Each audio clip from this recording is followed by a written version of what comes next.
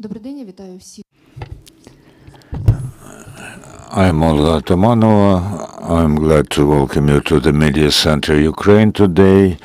We have invited you to talk about the reports of the National Anti-Corruption Bureau and the Specialized Anti-Corruption Prosecutor's Office. We have Semen Kryvonos, who's the director of the National Anti-Corruption Bureau, and Oleksandr Klymenko, who heads the Specialized Prosecutor's Office. Thank you for having come to us. We'll talk about the results and about the large-scale operations that took place in this year already. We'll start with the video. Please launch it. In the second half year of 2024, the deputy minister was subpoenaed. We also revealed shenanigans with coal. Also, there was a scheme of corruption in the tax administration in Kharkiv region. We have discovered a number of corruption crimes in the defense industry, the tenders in the logistical forces of the armed forces. We have also discovered millions of embezzlement in the energy sphere in Kharkiv region, corruption while laying roads in Dnipropetrovsk region. The prosecutor of the Office of Prosecutor General, also the head of the Anti-Monopoly Committee of Ukraine. 112 people were brought to courts, 33 sentences against 54 people, and 98.3 million hryvnia were sent to finance the armed forces of Ukraine.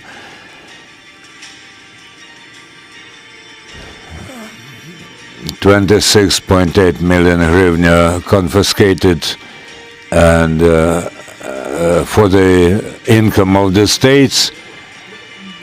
We are doing away with corruption.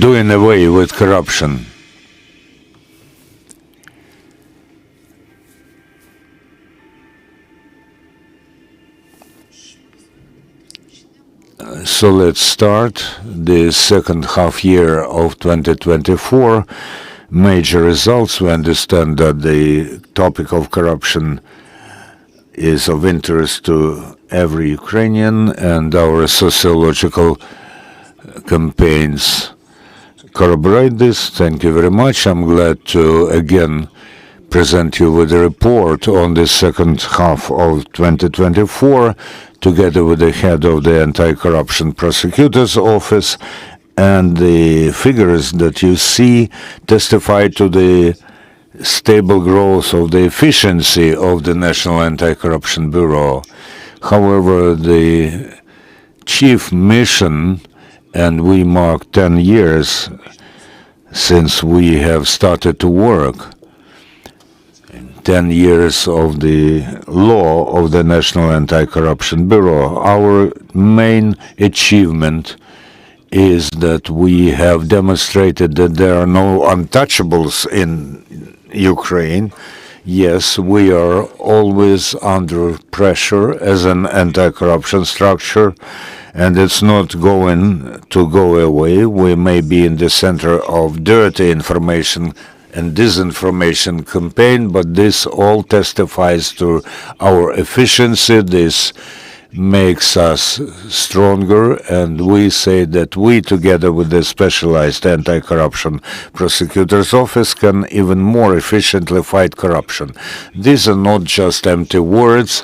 It is all based on our results. 23 billion hryvnia is the general sum, total amount of damages that we have discovered.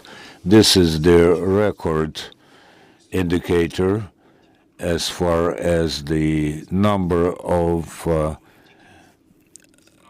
suspicions and cases brought to court are concerned.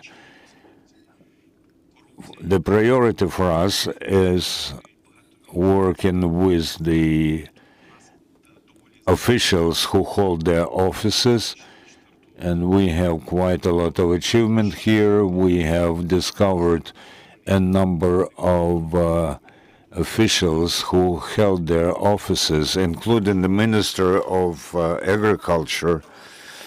Some MPs had deputy head of the office of the president and some other very important officials. This is unprecedented. Also, we have discovered multi-million patterns of embezzlement in the energy sector.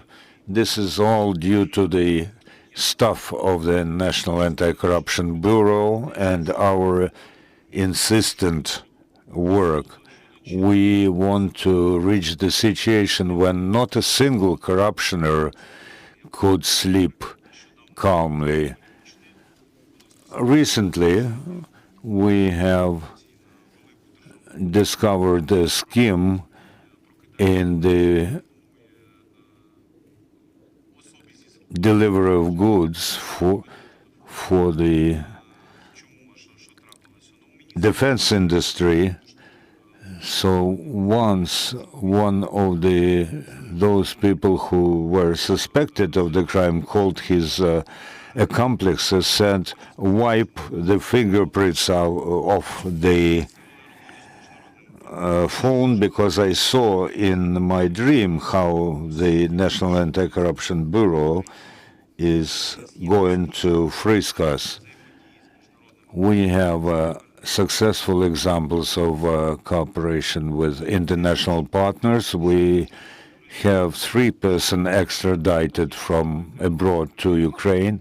This testifies to the fact that everyone who is now hiding abroad, we will get them all, of course, if they don't go to a country which is not democratic.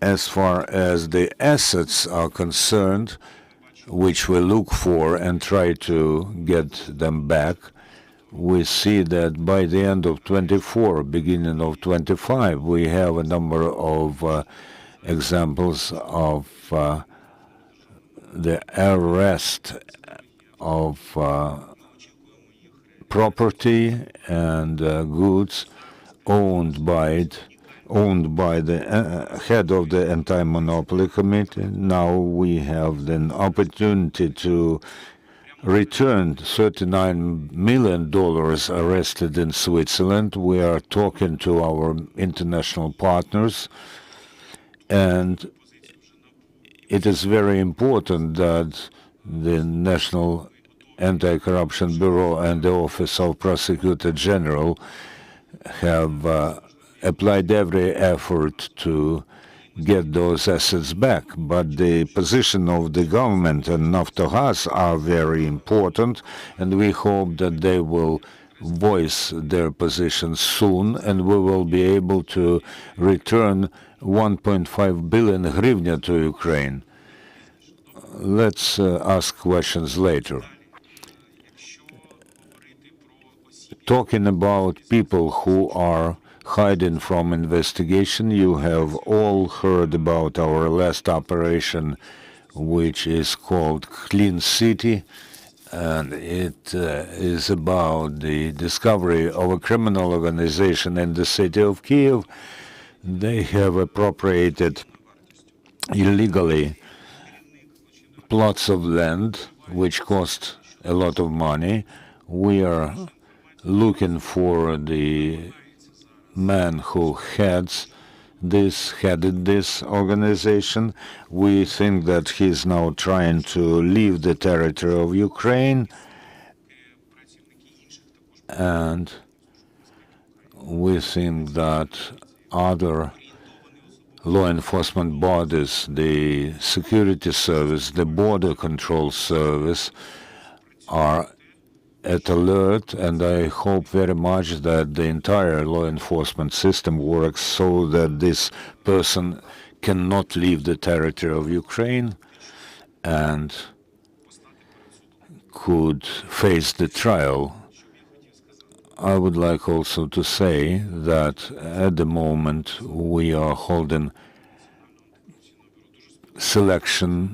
contest selection for the detectives of the National Anti-Corruption Bureau. I hope that this will be happening in the Specialized Anti-Corruption Prosecutor's Office as well. I invite Ukrainians to take part in these contests, join the fight against corruption, and prove with your own example that corruption crimes can be discovered and brought to justice. We also will work on legislation to cancel the amendments by Lozovi, also the setting up of the independent expert forensic bureau, and also autonomous listening in. We have a huge home task, and we are working so that not a single corrupted official could sleep in peace. A question about amounts. We saw very interesting amounts in the video. Can we focus on this, about how much money you have returned to the state or channeled to the armed forces of Ukraine? We have found the damages amounting to 26 billion hryvnia. We were able to return to the state 823 million hryvnia, and we have arrested 6.8 billion hryvnias of assets, and the amount that we were able to return to the state since we have begun our work amounts to almost 10 billion hryvnia. So we think that our economic efficiency is significant, and we will work closer with our international partners as well. Thank you. Hello, everybody. Yes, 2024 for us was successful. We have completed quite a number of criminal cases and sent them to courts, but not only due to detectives we reveal the crimes. We also have help from journalists and from our civil society, not only at the central level, but in the regions as well. So thank you very much for your help. As far as the prosecutor's office is concerned, really the year was successful. We have realized the law which was adopted in December 23. We are a special legal entity now. We are separate from the Office of Prosecutor General, so our independence has grown. Also due to the resolutions of the government and parliament, we have some additional rights, which of course helps our investigations. Also, the Institute of Whistleblowers in Ukraine has been legalized, and we will launch a contest selection process for vacancies in our system. We are developing the Institute of Civil Confiscation. There were 12 cases last year of this nature. 8 of them were satisfied. Some of them are still under investigation. This is quite an efficient and rapid way of returning assets to the state. Within a month in 2025, we have launched 25 such claims, and we are, together with the National Anti-Corruption Bureau, working on improving the legislation so that we could bring more officials to responsibility. We aim at, for instance, workers, staff members of the military doctors' commissions, medical commissions.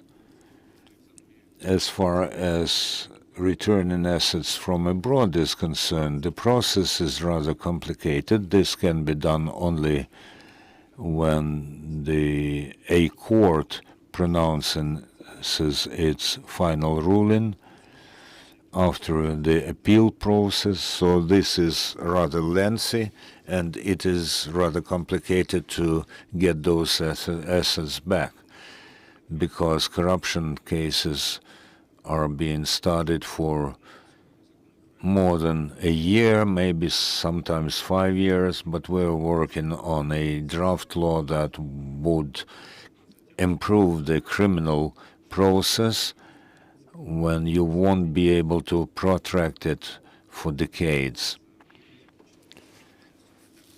When they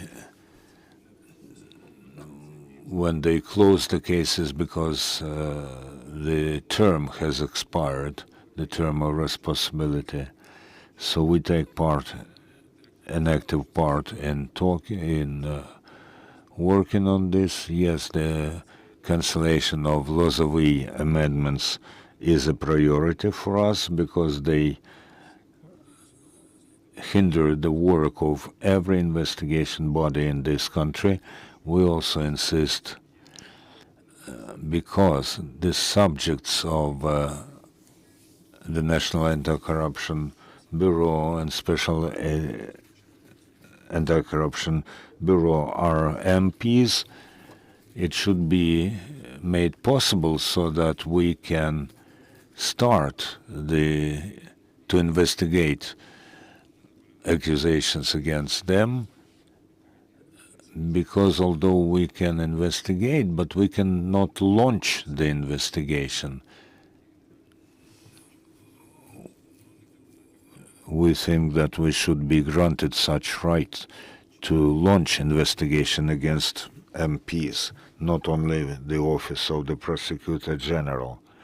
This will raise our efficiency, and we also support the initiative to organize a special expert institution that could work with the cases which are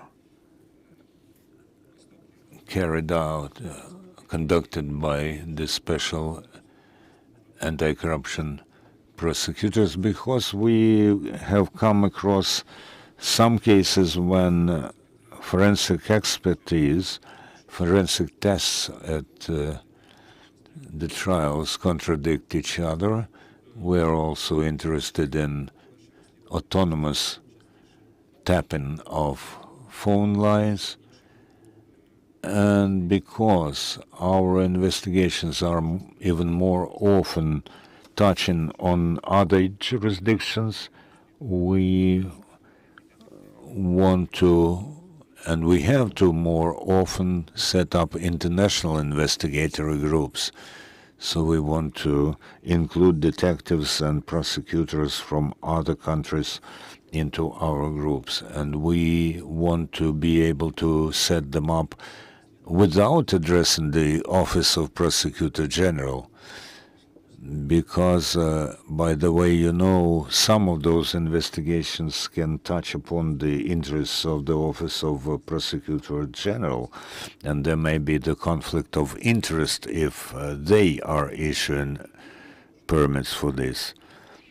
We have some cases where up to 5 countries are included into the international group, and this is going to be quite a widespread practice because corruption now pertains to many jurisdictions. I would like also to mention that, as the director said, we will work with the pattern organized corruption, and this is going to happen in the energy sector, in the military and defense complex, which are responsible for more than half of the state budget. So we hope that this will be efficient and the society will see the results of our work. I'd like to add that the prosecutor's head was right about the expert institution. I would like to quote an example. In Dnipropetrovsk region, we discovered a group who appropriated unlawfully more than 135 million. So we have apprehended them, and we had the expertise applied to this, but the accused have obtained quite a different ruling from this office.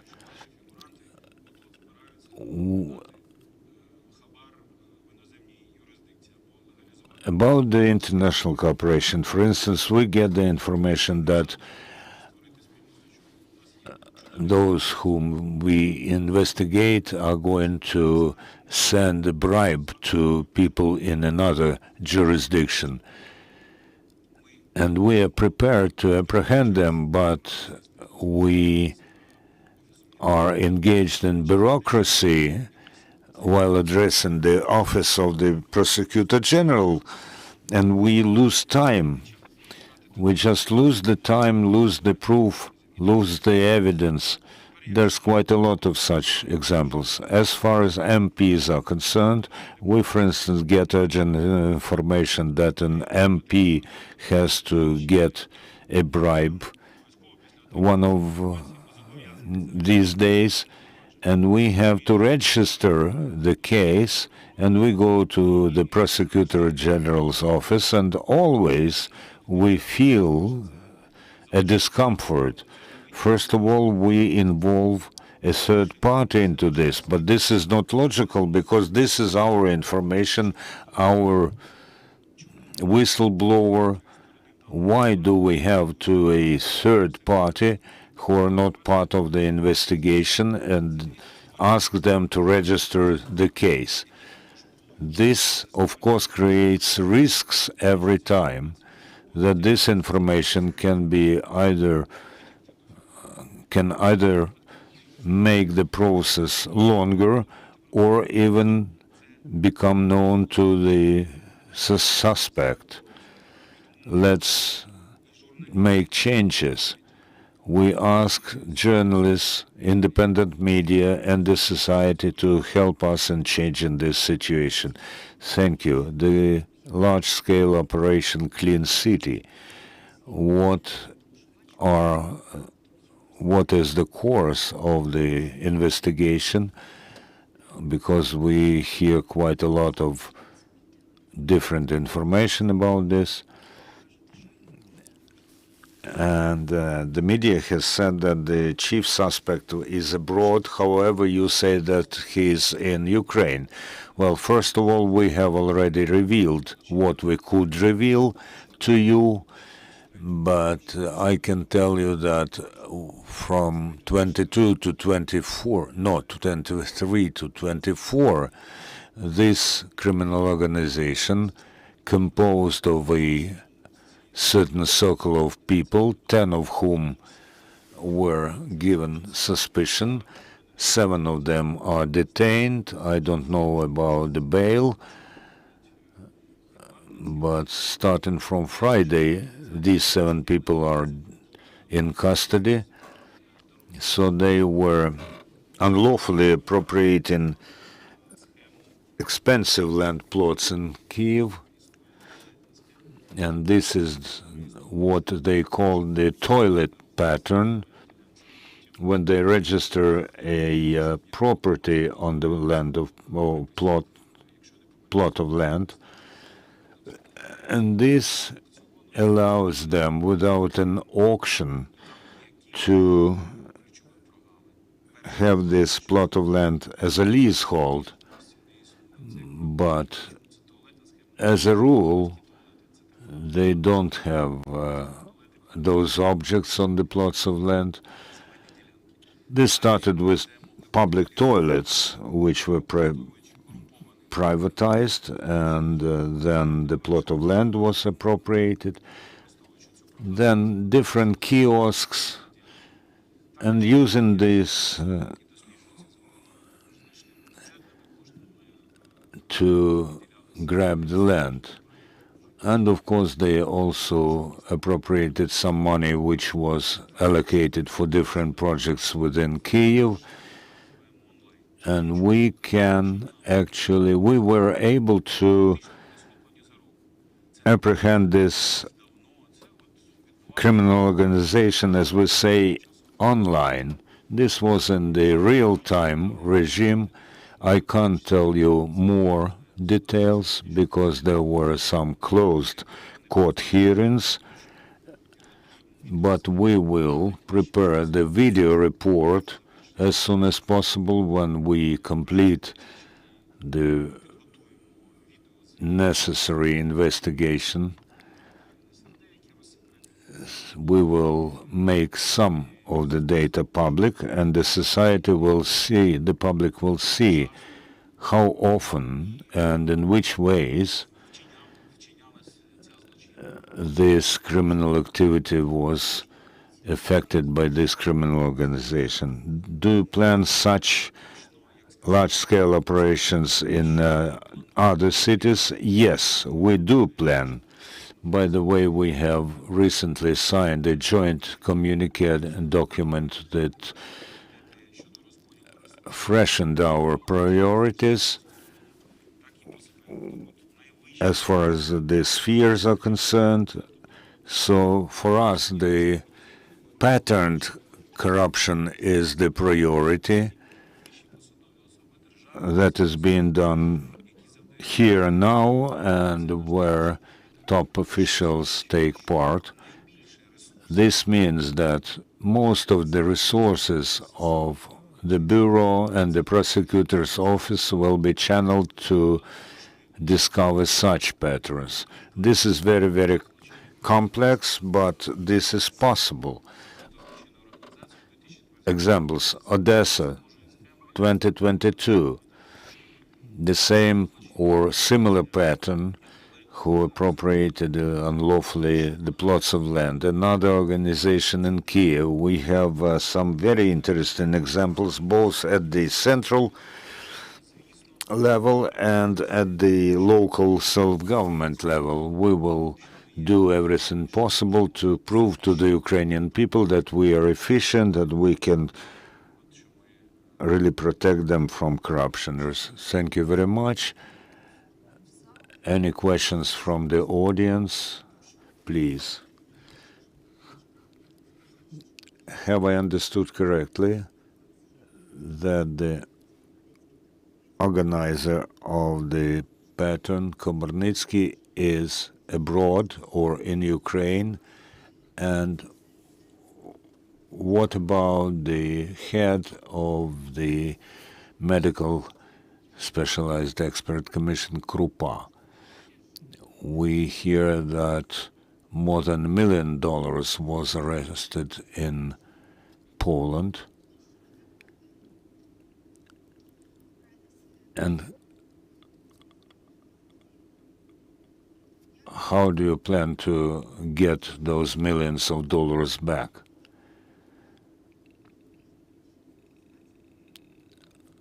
Is this going to be the confiscation, or maybe this will be deal with the investigation? Yes, according to our information, this person is in Ukraine and is trying persistently and actively to find the ways to leave our territory. This is our information which has to be checked, but I would like to stress that the investigation continues and we are looking for him actively. What about Krupa?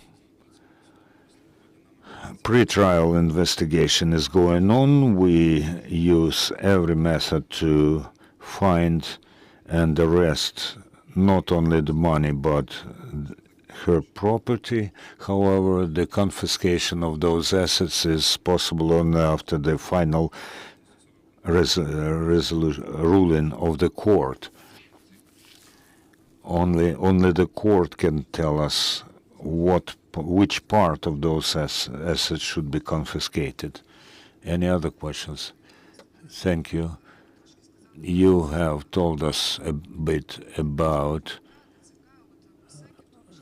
the military and medical commissions and other, but how can you launch such checkups?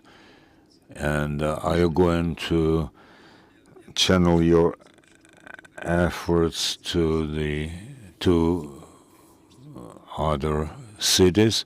I haven't said that we will launch investigation, but I told you that we want to spread the competence of the law to these commissions, because so far they are exempt from our investigations. And we also think the high and low thresholds for civil confiscation should be changed, because the standard of proof in the criminal process is much higher. But if you don't have enough proof to launch the criminal investigation, we can try to do this through civil procedures. Why the case of Khmelnytsky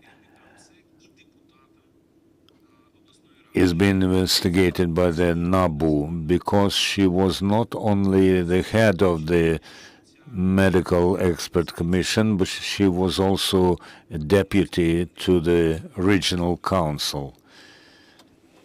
But if she were not a representative, a local representative, she would not be under the competence of our NABU. So we want to list members of medical commissions to the list of the persons who are the responsibility, whose offices are responsibilities of NABU. In this case, this is a unique example. As far as the thresholds are concerned, the lowest threshold is 1 million hryvnia.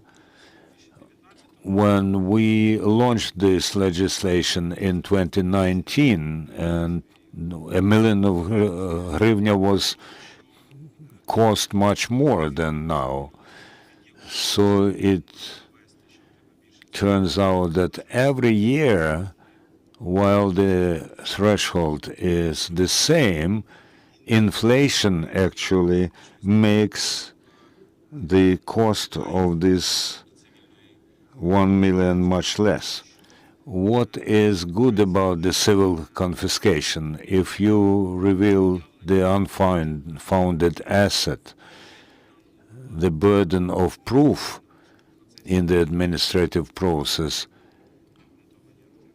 is on the person who is being suspected, is on the suspect. In the criminal procedure, however, this is us who have to collect the proof. We are doing this, but the importance of this is, of the unfounded asset, is very efficient in many civilized countries, and you can reach justice quite fastly. Radio Liberty. Pavlo Kirilenko, head of the Anti-Monopoly Commission, he's now reading the materials of the case. Is there a limit to the time? His bail was set at 30 million hryvnia. Have you studied the issue of the lawfulness of the origin of this money? And also MP Roman Koptelov, he has property in Moscow, and his wife is earning money there, which was not reflected in his declaration. I am going to investigate his case as well. First, yes, the head of the Anti-Monopoly Committee is reading the case. There are our rules about the rate at which this person can get acquainted, can familiarize themselves with the materials. If we see that they procrastinate, then we use special sanctions, but so far he has not exhausted the time that he has. As for the previous, for the former Deputy Prosecutor General, we are working on this, and we have asked special bodies about an MP, about to be allowed to launch a case about the MP. But you have to understand that this is very, very complicated. This is a problem. And to get the proof about the cost of property in Russian Federation is quite a challenge for pre-trial bodies. And in general, Ukraine is not addressing any is not asking for any information from there. Every time we try to check the lawfulness of the origin of the sums of the bail, and this was done in this case as well. Українські новини, probably my question is more to Semen about Komornitsky. Is it true that within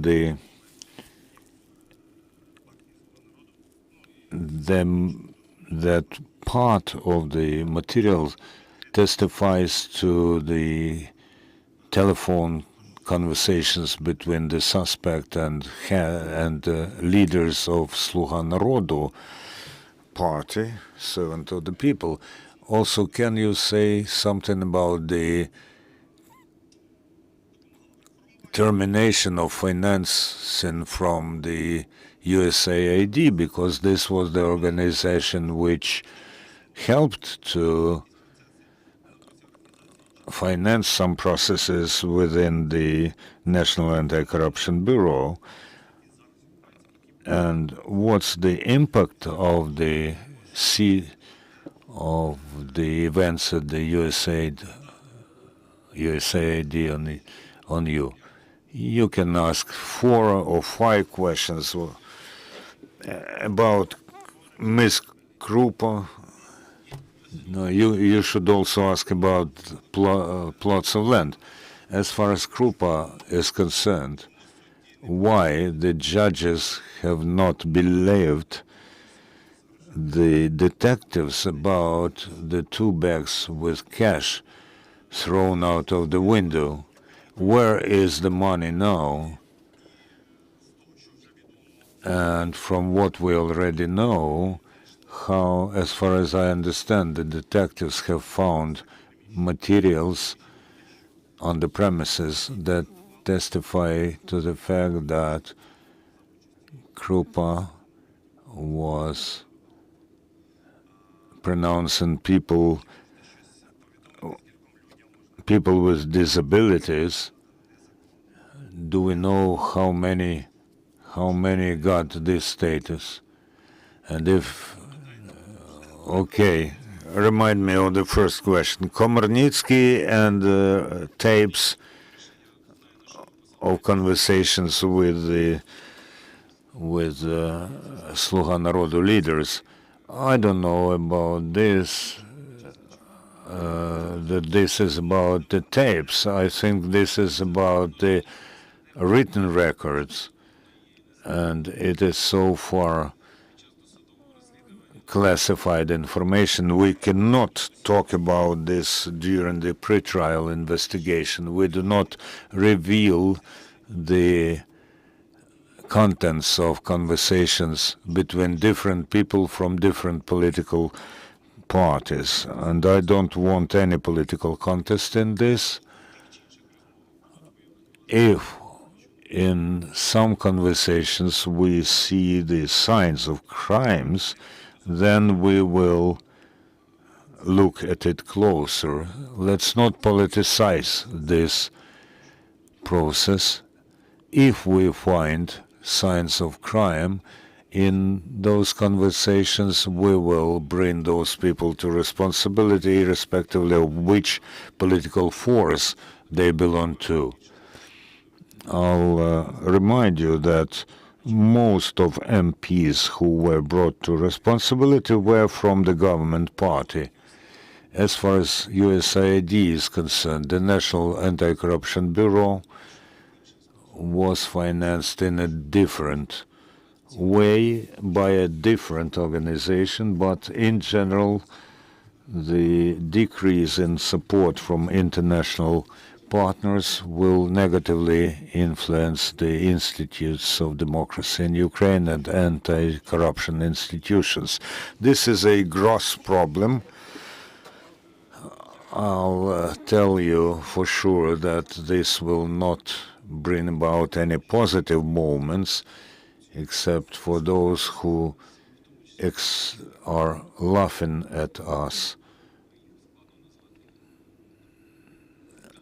and mocking us in Telegram channels, that anti-corruption activists or media are left without support. This is a huge tragedy for democracy. This is my opinion. And I don't know who has not believed whom. You have to reveal your source.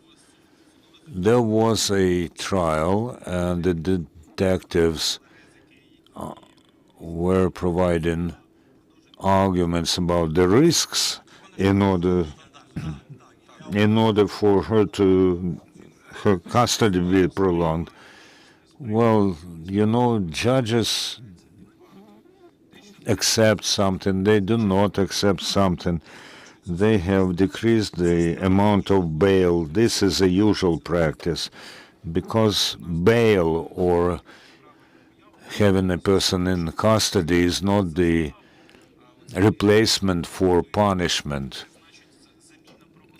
This is not the replacement for the final ruling of the court. This does not correspond to European or world standards.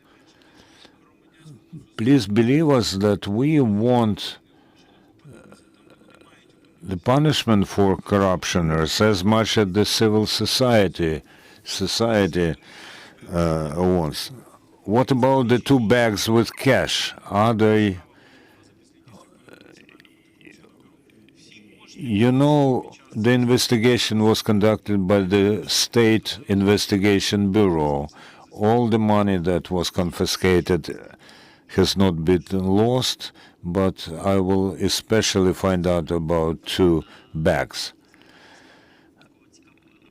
There's such an interesting element in Vsevolod Knyazev's case. We remember that there were 2 mobile smartphones found belonging to Mr. Knyazov. As far as I remember, one of those smartphones was sent to Poland in order to extract the information that could be interesting for the investigation. As far as I remember, this phone was not either returned or it was extracted from the case, and we, as a public broadcaster, asked about this. We got an official response, maybe with your signature, that this phone was going to be used in another investigation. This happened more than half a year ago, so my question is about the fate of this smartphone and which investigation it is now being in. Well, it's hard to answer your question without revealing the secret of pre-trial investigation. The evidence in this case have not vanished, and if, when we see that any evidence or proof can be used in another investigation, we join those. We extract them for another investigation. I won't add anything else because the chief case is being now in court. There's an appeal launched about the deal with the investigation. I won't comment, not to create the impression of pressure.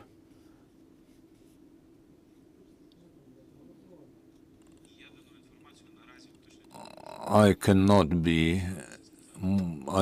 give details about this information. NABU has started the criminal investigation about the Minister of Defense Umero. The pre-trial investigation goes on, and we are just finding out whether the crime was committed or not. And I won't say that this criminal case was launched against some person. It's about the possible facts of embezzlement. Thank you very much for this conversation. Thank you, journalists. And we thank our armed forces for having this opportunity. Let's work together. Glory to Ukraine.